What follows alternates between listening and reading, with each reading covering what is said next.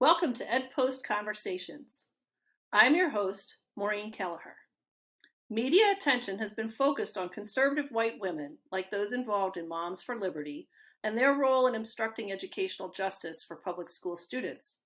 But Black and Brown students face other forms of discrimination daily in schools, often coming from white women, teachers, and administrators who don't recognize their own biases. This, too, is a form of what we call Jane Crow education. What's needed to make real change?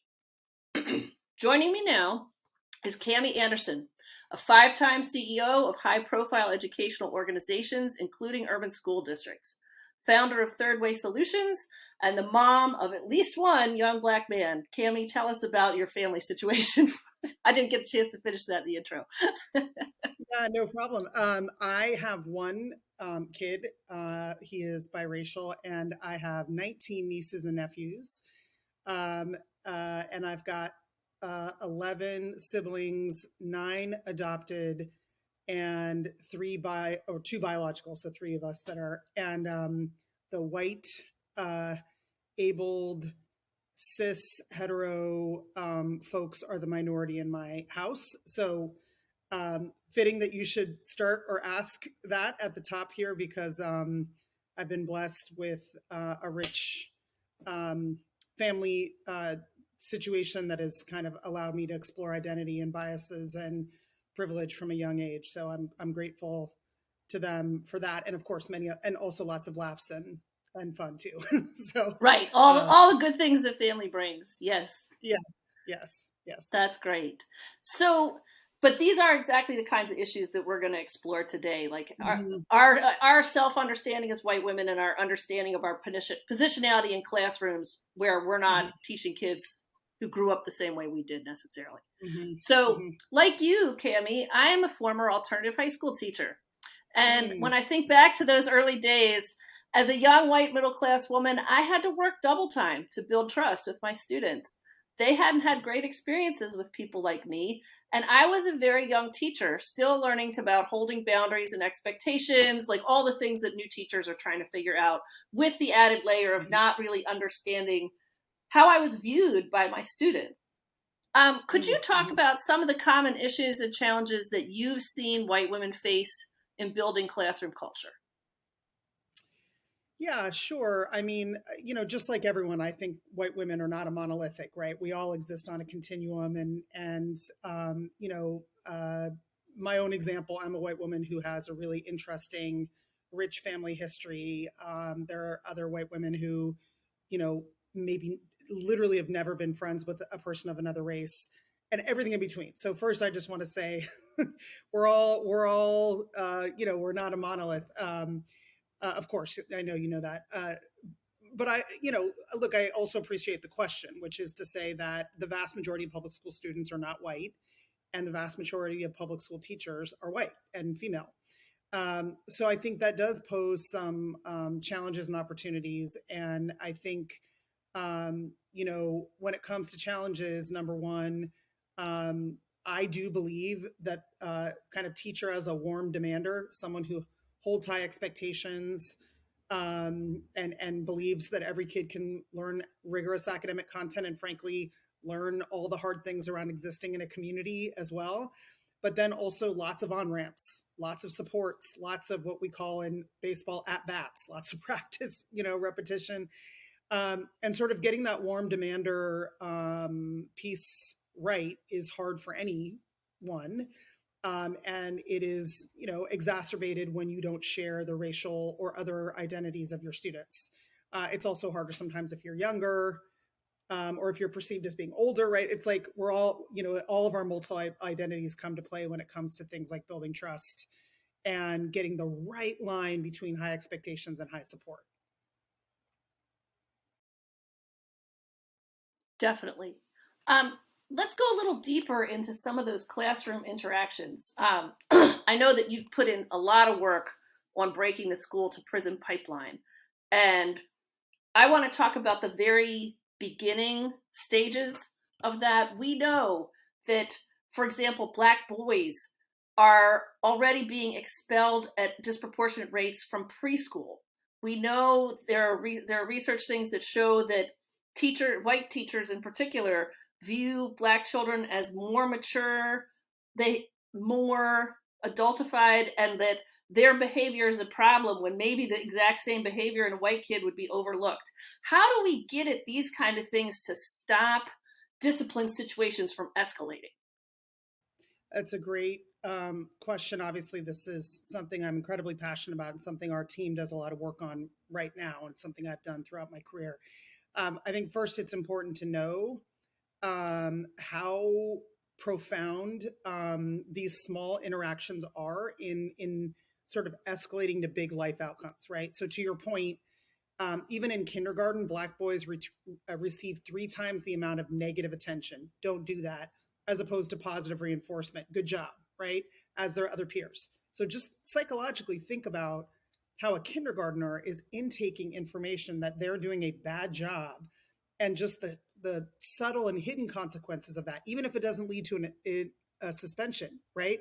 Like just all of the internalized messages. We know that teacher expectations, whether it's about behavior or academics, has a profound effect on whether or not students feel psychologically safe, whether they feel a sense of self-efficacy, like I can do this. And so just to start with, as you pointed out, number one, the subtle messages we send kids, whether it's about their behavior or their intellectual ability, there's so much research, whether it's to your point about kindergarten boys or high school Black girls are considered more aggressive, and so all of those like insidious little messages that we send in every little interaction are profound, because we know that a young person's ability to read, write, and do math at grade level is directly impacted on 2 things that are influenced by those interactions. Number one, their own emotional and psychological safety. Like you cannot intake information if you don't feel safe and if you don't trust the person giving you the information, like period, full stop. So this idea that culture and rigor are disconnected, the research just doesn't support that, right? And number 2, that when we do experience those positive messages and the adults stay with us, stay at it, whether it's learning how to organize your time, learning how to regulate your emotions, or learning how to do double math equations. Like when adults like really believe, then that's when we see kids really achieving. So these small things, quote unquote small things, are so critical to our overall mandate to ensure excellence for all kids. And then we'll talk about the big things too. So then those lead those to your point, right? So I just like to start there, because the work is not just about when a kid gets suspended, right? It's like we have to really understand the important connection about the relationship with the teacher, the overall school culture, and whether or not kids are winning, right? That's all sometimes super subtle, and the consequences of inaction are dire, even if it's not a kid being put out, right? At the same time, all those little things often lead to a point of conflict, and then it gets even further exacerbated. So in addition to those subtle messages, we throw the book at kids who are Black and brown, and students with disabilities, and increasingly there's research on LGBTQIA students as well. We punish them in sort of harsh, antiquated, and exclusionary ways. So we remove them from the learning, so they're getting less of the instruction, when often the behavior is sometimes the behavior is related to needing more instruction. So they get less of the instruction. They get the stigma of being removed, which then becomes a bit of a self-fulfilling prophecy. And they get the strong message that they are to be controlled, punished, they're a bad kid. And so that has a compounding effect. So we have the subtle issues, the culture and relationship issues that play out, kind of death by 1,000 paper cuts. And then we've got the more sort of obvious ones, which is, when a kid receives a consequence, right? Things like disrespect. Those are over. If you look at almost any urban system, those catch-all exclusionary discipline codes are used at 3 and 4 times the rate for Black kids and kids with disabilities than they are with their counterparts. and especially the ones that are highly subjective. So we have the subtle consequences and the more overt consequences. Yes, there's a continuum there. If an interaction starts badly and the child escalates, often the teacher escalates with rather than de-escalating. And so I'm kind of curious, Mm-hmm. what is the role of teacher education programs in this? How, like, I mean, my teacher education program taught me a lot about curriculum and actually was unusually good on curriculum and instruction, but kind of thought that, like, if you ran a really interesting, engaging classroom, all the problems would solve themselves. That's really not true. Yeah. How do we help people build the strategies to de-escalate conflict and to stay Mm-hmm. centered so that they don't fly off and, like, send a kid out of the room for disrespect? And, Yeah. like, where does teacher training fit into this picture? I think it should fit in, hugely, as it should for school administrators and also for district administrators, right? The whole continuum. We tunnel at it in both the proactive and the reactive space. So we basically teach folks how do you build trusting, motivating, anti-bias relationships, and we choose each of those words carefully. Trusting, right, is the ability to create that psychological safety through authenticity, through confidence, through competence, through consistence, right? Motivating is that you're actually creating the conditions where that kid wants to do something out of their comfort zone and learn and grow. We often hear, oh, that kid's not motivated. Motivation is not something you're born with or not. It is something you do in response to your environment, right? And then we put anti-bias on the table because we say, if you're not thinking about that, frankly, regardless of your identity, but especially if you're a white woman or white in general, if you're not thinking about it, you could inadvertently be furthering some of those hidden unconscious biases that are just in the air we breathe, right? So we talk about number one, how do you build trusting, motivating, anti-bias relationships? So that's how you kind of prevent things from going off the rails. But as you pointed out, kids are kids. They're also going to test our boundaries and push our buttons. That's their job, especially middle school, but all kids. And then number two, how do you then respond in ways that keep the student learning, right? And keep them in the instruction and also using mistakes as a chance to grow. And we have a whole series of things we take folks through that include, for example, just because you brought it up, we call it CKR, which is know your triggers, check your biases, regulate your emotions. That's the kind of the de-escalate piece. We talk about finding wins, right? Offering compassionate guidance, getting to what that kid needs right that second, and taking the air out of the room, and then avoiding what we call avoiding sand traps, things like unanswerable questions, power struggles, triggering shame responses. So, and then after the kind of main event, right, then step two is really how do you get under the hood and do a root cause analysis of what is really going on for that kid, so you can fashion a plan that's not based on the presenting issue, but the root cause. So basically, our trainings are broken down on the proactive and the reactive side, which is how do we build trusting, motivating, anti-bias relationships with kids that sort of build that trust, make deposits in the bank. People want to talk about restorative practices, but you can't restore something that was never built, right? So you have to first make those investments, and then second, also have a toolkit for when something does occur. And we have found, to your point about training, like, people are super psyched to do this work. No one's ever given them practical frameworks and tools and case studies and role plays and come into their classroom and scripted what they said to kid X versus kid Y, and then showed them the transcript and said, do you see the difference? There's ways of doing this work that is not about shame or blame, but it is about inviting all teachers, but particularly white women, since that's the topic of our conversation, to both change their skill set and their mindset, right? And we've just found there's a lot of openness to it. We're not in there sort of giving big speeches about biases and racism. I'm not saying there isn't a role for that. We're in there saying, here's how it can show up, and here's some practical tools.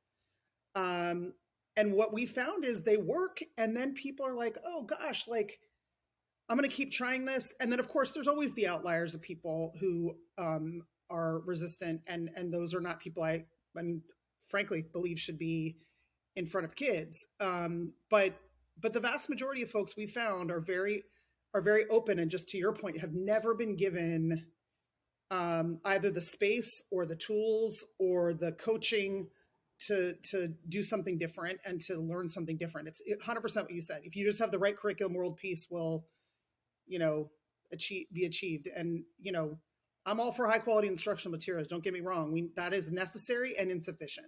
Right. Right. It's not right. It's only one piece of the puzzle. It's not the whole puzzle. And I'm with you. Most teachers I know, regardless of background, if you hand them tools, they want to use them. You know what I mean? Yeah. Mm-hmm. Yeah. And so practice. Now let's this is and practice. Yes. Sorry. Go ahead. Yeah. Well, just one thing I wanted to say, you know, people, this is like hard reflective work, but if you do it well, like that scripting exercise I gave you as an example where you go and you just kind of write down what a teacher says to like 3 different students, like we call it a student case study, and then play it back for them. Like it's hard, but it's the work, right?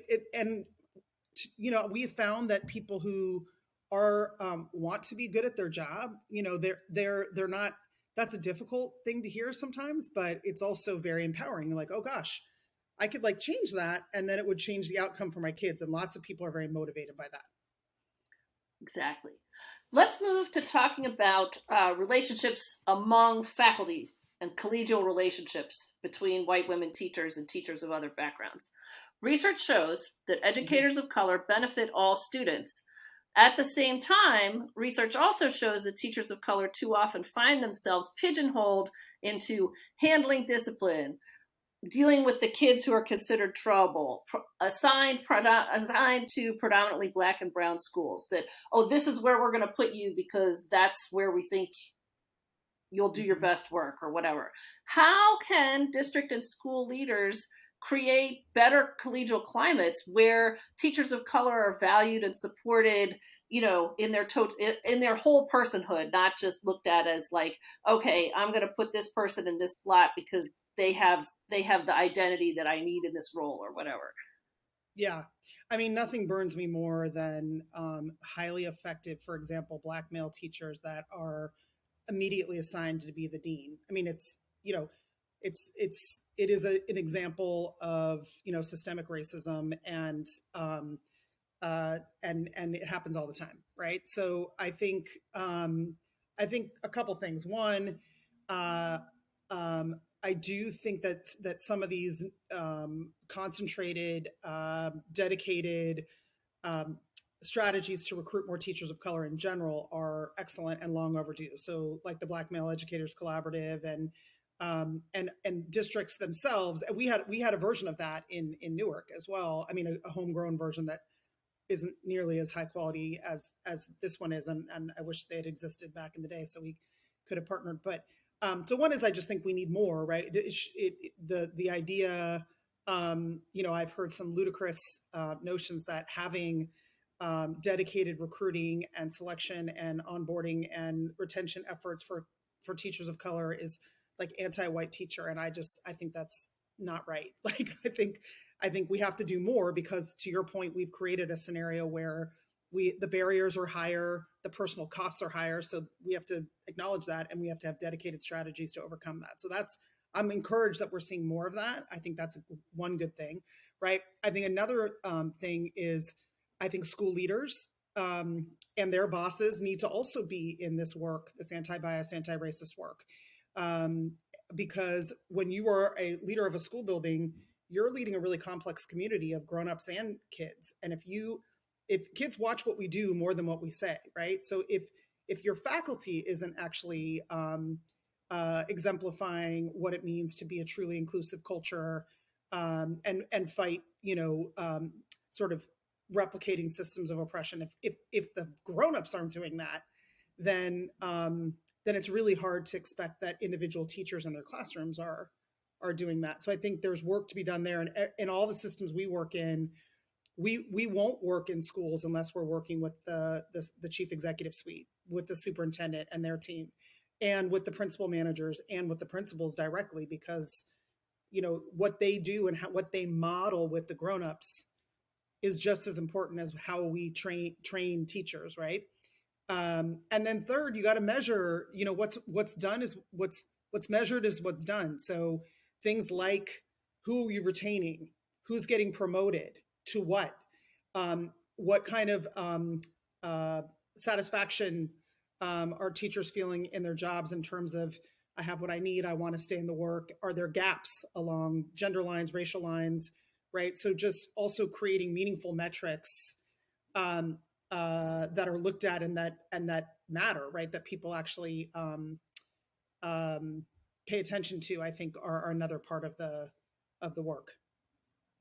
So if you're thinking at like the principal level, building leader, what do you, as someone who's run districts, like, what do you want to see principals doing to demonstrate that leadership? We had another conversation in this series where someone kind of nodded to, holidays and cultural celebrations can be a gathering point for folks. And I was in my head, as I heard this, I was like, that's kind of like maybe like below step one. So I'd love to go a little higher with you in terms of like, what do you want to see from building leaders, and what are the things that we do that aren't just like one-offs or celebrations or Black History Month, that build this on a continuing basis?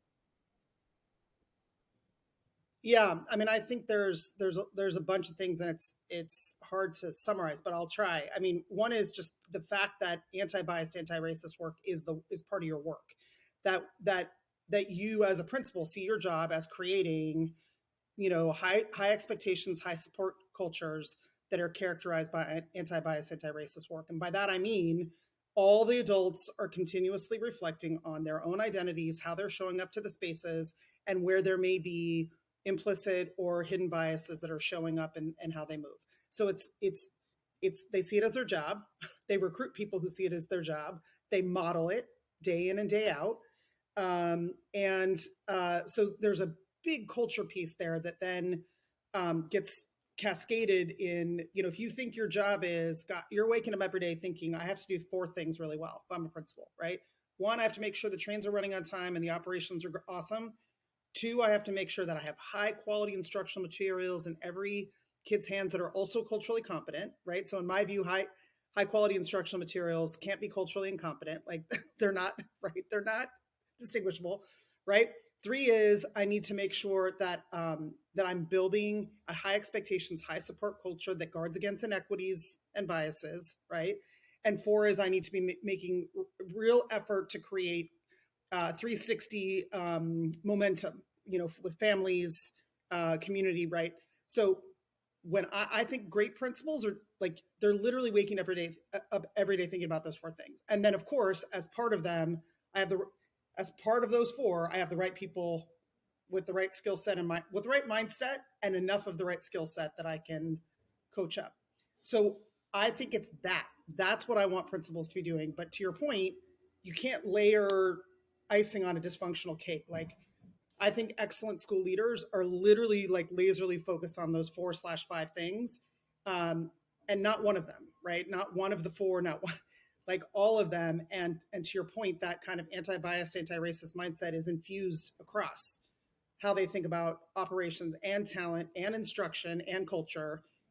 And there's like ways that you can see that both the mindset and the skill showing up in each of those. Excellent. Thank you. Yeah. So let's talk a little bit more. Let's go a little bit more onto the instructional piece. And something that undergirds all of this. Here at EdPost and our parent organization of Brightbeam, we talk a lot about the belief gap, the gap between the goals too many educators think Black and brown children can accomplish compared to the far greater goals those students and their families actually have for themselves. So let's talk about like how we change adult culture to meet the expectations that actually, like here in Chicago, 75% of kids in the district think they're going to college and they're and think they're completing. We know that like they're not meeting that, and like there's something that's getting lost in translation, and I don't think it's all on the kids. You know what I'm saying? Yeah, for sure. I mean, we use TNTP's opportunity myth report a lot in our work, which basically summarizes exactly what you said. That Black and Brown students and students who are living below the poverty level just don't get exposed to grade level material at nearly the same rates as their peers. Number one, and number two, to our earlier conversation, when they are met with struggle or content that they don't get immediately, they don't get the persistent, consistent coaching and on ramps from the grown-ups that they deserve, right? So they're not served grade level content, and B, when they are and they don't like immediately get it, grown-ups give up on them, much more quickly. They don't sort of stay at it, right? So that's the warm demander, and that's the piece around efficacy. We recommend that schools survey kids to see how they're feeling, because number one, we think that's part of their job is like, are your kids feeling good at school? And number two, if they aren't feeling good, we know they're not learning math. So like, it's both, right? It's both like a moral reason and a practical reason. And one area that lots of schools struggle with is kids' sense of self-efficacy, kids believing that they can do the work, right? And of course, what happens when you get low scores? All the grown-ups want to say, oh, well, it's their family, it's the community. It's like, really? Well, let's actually look at these 3 teachers in the school who have radically different results. Or let's look at a school of a similar population down the street with radically different results. Like, helping grown-ups to understand that what they do has a direct impact on whether students believe they can do the work. So we do a lot of work around not only the culture piece, but also it's about the quality of things you put in front of kids, A, and then B, the sort of culture or the container you build for them to feel like they can do it. And you have to kind of tunnel at both things, right? The actual, what kids need to know and be able to do, high quality curriculum, smartly chunked, like rigorously and carefully implemented, all that. And like, do you create a container where they think they can actually do the thing? And so it's you got to tunnel at it both from a content and a culture standpoint, has been our experience. I want to talk with you a little more personally about like your own journey in dealing with these issues. And I mean, let's face it, also, as white women, we have certain kinds of privilege, particularly in educational systems. There's a lot of us. I'd like to know, and we talk, a lot of people talk about like put your privilege to work, and like don't just sit with it, use it on behalf of change and things like this. And so I'm kind of curious if you could talk about a moment when you feel you were very effective in using your position as a powerful white woman to improve the education of low income children of color. For you, what has putting your privilege to work looked like?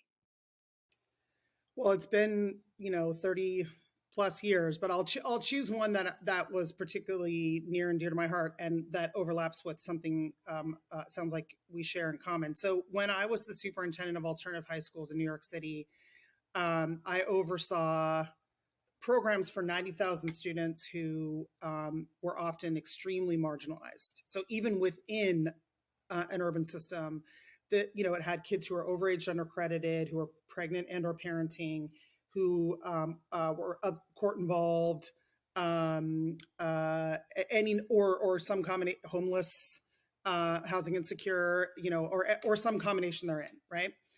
And I felt like at almost every table I sat at,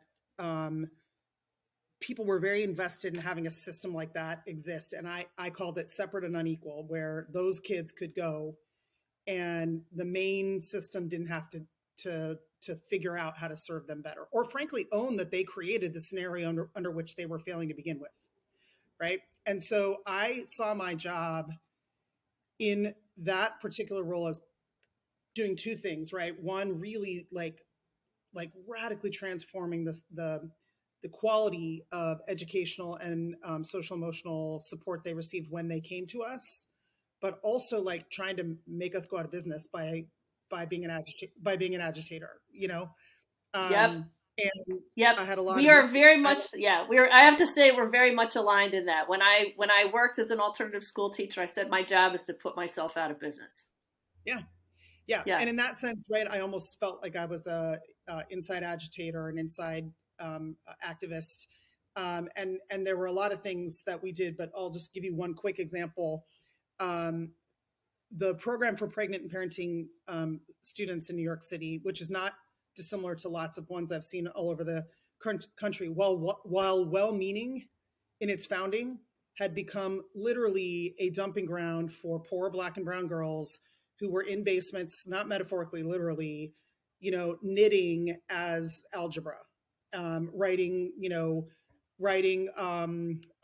invitations to their kids their shower as as English language arts, right? And it was offensive, and also talk about perpetuating generational poverty, all the and so I worked with a group of advocates and activists, mostly Black and brown women. There were a couple of white women in there, but mostly Black and brown women. And we essentially closed them and took those resources to do two things: to build childcare centers in existing high schools so that they could stay, and also to basically create a set of wraparound supports that were run by community-based agencies that had very high quality things like family reunification and parenting support and health, to do kind of 360 support, community-based 360 support. And that was an example where I felt responsible because I was the one that was the boss of those things. And it was wrong, racist, classist, like all the things, and heartbreaking to see, girls who no question could have graduated with a Regents diploma, sitting in basements doing God knows what. And so I was able to partner with a bunch of incredible Black and brown women who were advocates and organizers, and we were able to work together to do something pretty bold that I think otherwise may have taken a lot longer. One of them recently said to me, "Oh, we came to you with this crazy chancellor's regulation." Just an example: this kid had to, when you had your kid, you were automatically put on attendance leave for like 90 days or something absurd. And she was like, "This is crazy." And she's like, "Within a week, you had changed it." She's like, "How did you do that?" She asked me this outside. And I was like, "Well, I just figured out who held the pen on all those things and how to influence those people." So it's an example of an outsider insider strategy. It happens to have a race component to it as well. But, sometimes we need entrepreneurs. We need folks who are willing to go into big systems and agitate. And to your point, I recognize that my ability to agitate is enhanced by my whiteness. It is also squashed by my femaleness, meaning at those tables, right? Like being bold and whatever, and being a woman is not cute. But I also know that being an agitator was enhanced by being white. So that's just, I have many examples, but that's one that I recently kind of reconnected with around the 50th anniversary of Title IX. So it's fresh top of mind. That's great. And then that is something that's been able to persist in New York City. That change has lasted. That's satisfying. That was a permanent. Yep. Yeah. That was a permanent change. And what was really cool was that most people don't know that Title IX enshrines the rights of pregnant and parenting girls to an equal education. Title IX, not Title 14 or other. It's interesting. And I recently was reunited with one of the organizers, a woman with whom I became quite close, and we told our story of kind of the insider outsider approach. And it was amazing to see her, and she's kept in touch because she ended up being one of the service providers as well. She had some awesome stories about some of the girls who were alumni of the first kind of renewed approach, and it was great to see her. That's really great. So now we're going to flip to the other side, which is talk to me about a time when you felt your efforts to be an effective ally and advocate didn't go as well as you had hoped, and what you learned from that experience. If you want to take a minute to think about that. Sure. I mean, well, there's a million, right? Oh, sure. Yeah. I think, so when I'll go to being a first year teacher and then I'll go to later, but when I first started teaching, I went to a school that was 90% African American, and the principal was a young white woman, and she hired me. And it was an extreme turnaround situation. The school needed a lot of change, et cetera. And I think that first year, I I didn't pay enough attention to my proximity to her because she had hired me, and we were both young white women, and because the dynamics at the school, I don't think I moved very intelligently in how I managed my relationship with her, um, given the dynamics, the racial and the gender and age dynamics. And I think it prevented me from being able to build deeper and more authentic relationships with my colleagues to push change faster, which I did more my second and third year. Um, and I did an okay job my first year because, again, I've been doing this work for a long time, but I definitely, I think, missed the mark in like seeing the power dynamics that existed given who the principal was and who I was, if that makes sense. So that's one. I think, Newark, there were, go ahead. Oh no, I was just gonna say that totally makes sense, and it is that I think that's a really illustrative example of how, like, you're a first year teacher, you've got a lot of things going on, and that seems like one of the easiest things to slip out of the brain, because you've Mm-hmm. just got so many things going, not just, and like that's a really great reflection, and I think it's just really honest. Like, yeah, that is totally the kind of thing that would happen, and it wouldn't just happen to first year teachers, I don't think either. But anyway, you were going to talk about Newark, and I would love to hear about Newark. So go ahead. Yeah, and that's why I was just going to go to later because I don't want to leave the impression that we're all a fully baked cake. You know what I mean? It's like we all are a work in progress, I think, and so I think there were definitely, uh, I guess the best way to say it in Newark, generational challenges in the sense that there are a bunch of really iconic high schools in Newark that have very powerful alumni associations with folks who've done amazing things and are iconic, people in the community, but even nationally.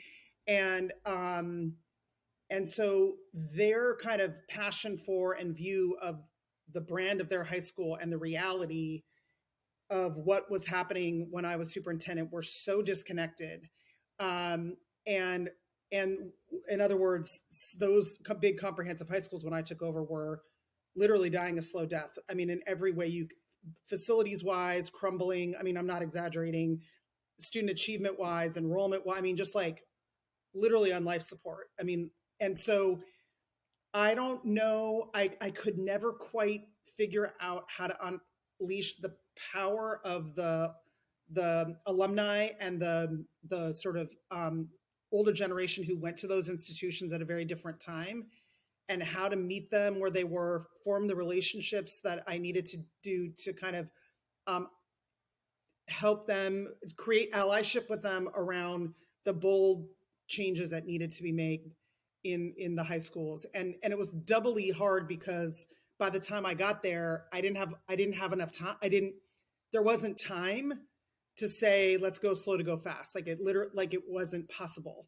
And so I think that also, I felt the weight of that in a very profound way because if I had had 5 years or even 3 years, it would have gone differently. So I struggled then, and with kind of the urgency of the now and kind of what needed to happen, but also like sort of respecting the legacy and history and passion of the folks who had been in those schools in a different time. So not exactly the same, but just kind of it's one thing that came to mind. Um, Oh yeah, no, it makes a lot of sense. It's very challenging, and I've seen like some similar dynamics happening here in Chicago as well, and like that whole question of how does how does a how does a central office system and leadership that knows the inside of the buildings work with the communities who know the legacy of the outside of the buildings. I think that's a very tough issue. mhm. Yeah, Hmm. it was Yeah. it was tough. And you feel it. I mean, you feel responsible because you have kids that are at those high schools right then when you're the boss. right? And you're going there every week, like, oh my gosh, this is not acceptable. I would never put my own son here.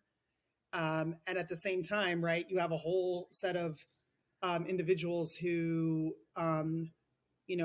want to be heard and believe that the school is more like it used to be than it really is, and navigating that can Right. really, And navigating that, and then navigating just the whole history and legacy, and how do you improve a all of current it. situation, all of it. It's super challenging. Yep. Mm-hmm. So just a couple more questions for you. Sure. Kind of rolling back to the how do we as white women interact with our colleagues of all different backgrounds in the most powerful, effective, and like relationally savvy kinds of ways. What have been some of your biggest learnings over the years about connecting with colleagues of color and ensuring the workplaces that you oversee are free of bias? I mean, huge question. I think, I've been lucky just based on my personal experiences that my most proximate circle is not all white, and in fact is not really all anything. So that I'm grateful for that, right? Because it's given me lots of proximity to all sorts of issues, whether it's ableism or racism, or it's given me a front row proximate seat to how biases play out in day-to-day life. Like I feel blessed, privileged, fortunate, all the things that I didn't have to sit in a workshop and have someone tell me what it's like to get pulled over with a black man, because that's the first time I ever got pulled over was with my brother who was a black man. And I talked back to the officer. He told me never do that again, and I thought I was being all allied, and he's like, yeah, but if that officer gets pissed, you're not the one going to jail. So I've had hundreds and hundreds of those experiences, and I'm grateful, right? Because sometimes there's no shortcut to proximity. So I think that's one thing, is just being proximate, right? You if you find that your circle and your shows and your podcasts and your best friends and whatever, if you're having conversation with people who share your same identity all the time, then I think it's hard to, gain the perspective. So one is just putting yourself in places and spaces that are not just surrounded by people who share your identity, right? I think two, leading with inquiry, true inquiry, and not with assumptions, and being authentic and present. Three, owning it when you step in it. I literally just did this the other day on a conference call, and where I sort of made a joke about someone's name. I was like, oh my God, that is like Clueless White Lady 1A. I couldn't believe I did it. And so just in real time, I was like, oh, that was like disrespectful, beyond the pale, like, and so just owning it, I could tell you a million reasons why I did it, but it doesn't matter. Like so I had to give myself a TO right there, and just own it publicly. And then, not censor my voice in the conversation when it's not appropriate, but also not be afraid to use my voice to, as you point out, to use privilege to address, things. I think that's the hardest one for allies to get right. It's like people are like, well, am I supposed to speak up?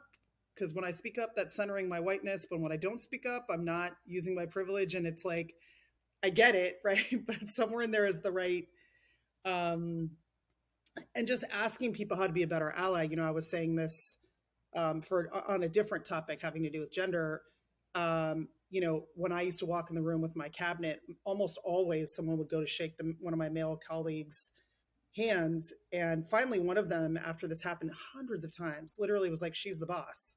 And I was like, man, what would have been awesome is if any one of you had asked me how that made me feel and what you could do before someone finally figured out. And it would have also been awesome if I had the foresight to say, please do this, right?